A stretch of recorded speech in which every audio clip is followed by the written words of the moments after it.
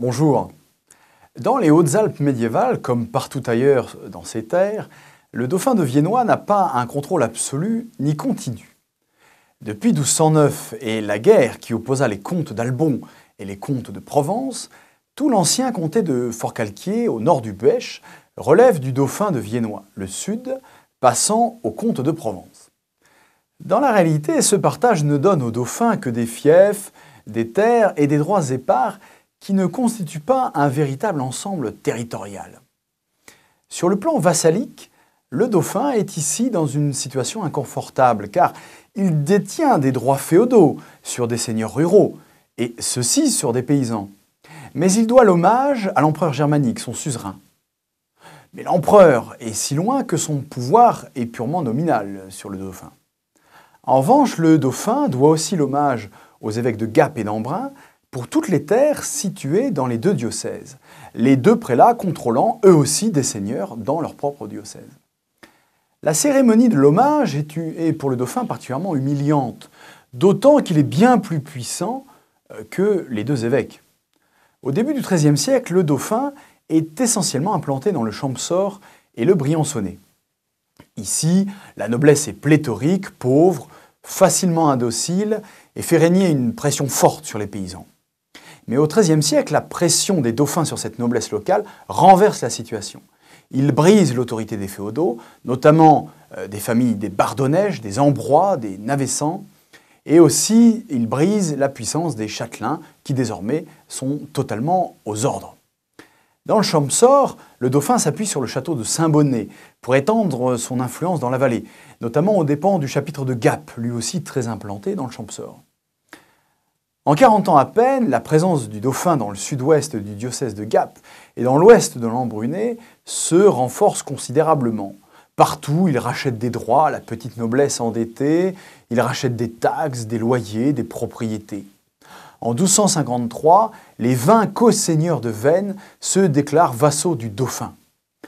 Son alliance avec les Mévouillon-Montauban lui assure une présence efficace dans les baronnies. Il multiplie les interventions militaires lors des troubles et des révoltes, ainsi à Embrun en 1237, en 1258, à Lépine en 1251 et à Gap en 1265.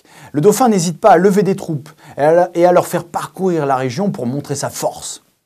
Il souffle le chaud et le froid entre les populations. Il soutient les Embrunais contre les moines de Boscodon, les Gapençais contre leurs évêques. Il donne des libertés aux habitants des vallées pour mieux montrer sa générosité aux dépens des évêques. La réalité des pouvoirs du dauphin dans les Hautes-Alpes médiévales est toutefois assez décevante. Dans le diocèse de Gap, le dauphin a des droits de haute et basse justice, c'est-à-dire la justice civile et criminelle. Il a des droits dans tous ses fiefs, ici représentés en bleu, mais pas au-delà, ni à Gap où la justice est épiscopale. Même dans ses fiefs, le dauphin est en général un co-seigneur et partage le pouvoir féodal avec d'autres seigneurs. Dans la cité de Gap, toutefois, il détient un droit de chevaucher, c'est-à-dire le droit de lever chaque année, pendant 40 jours, une troupe de 100 hommes, aux frais de la ville. À Embrun, il partage avec l'archevêque la haute justice. Il peut lever une chevauchée et quelques redevances. Mais hors de la ville, il n'a que des pouvoirs de basse justice sur ses propres fiefs.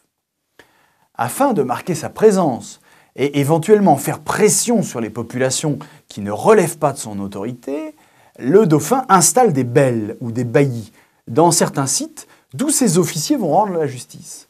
Ces fiefs sont donc répartis en plusieurs bailliages ou baillis. On trouve la baillie du Grésivaudan, de Saint-Bonnet, de Serres, du Buis, d'Embrun et de Briançon. La gestion de ces domaines est particulièrement soignée, puisque les archives de l'Isère conservent pour l'année 1268 les comptes de la baillie de Gap et d'Embrun. Cette baillie rapporte 1215 livres, dont un quart vont rester aux agents du dauphin sur place. L'Embrunais rapporte au dauphin 18% de l'ensemble, ce qui est peu. Les campagnes du Gapençais sont donc très rémunératrices pour le dauphin, en raison d'une démographie plus importante et surtout de la présence de très riches péages. Durant l'année écoulée, les tribunaux du dauphin ont condamné, dans cette zone, 270 individus en basse justice, le plus souvent à de petites amendes, signe que le dauphin n'a qu'un pouvoir de coercition assez médiocre. Les retards de paiement semblent monnaie courante, et 3 châteaux, 3 bourgs, ont même refusé de rendre leur compte au dauphin, dont Orpierre. Les populations étaient peut-être moins assujetties que ne le suggèrent la plupart des sources.